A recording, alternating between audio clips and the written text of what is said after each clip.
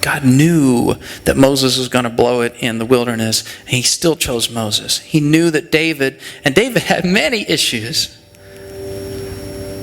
but he still chose David. He knew that Peter was going to betray him, and he still said, you're the most important, you are the guy, and everything's going to be built off of you.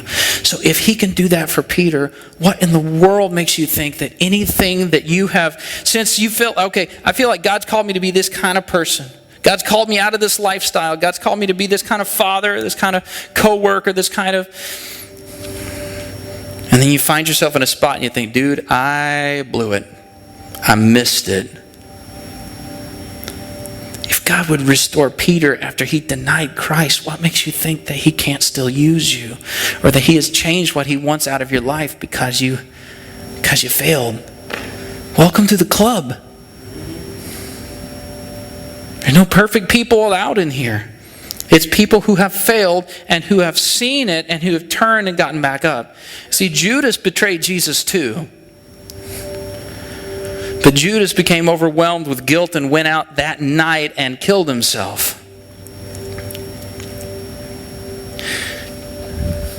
Peter betrayed Jesus, but he had an encounter with God, and God came to him and said, do you love me? Then get back up. You're still the guy. There is no thing that you can put into your life. There's no, well, I knew that God asked me to do this, but I blew it back in 79. No, you didn't. The calling is still there.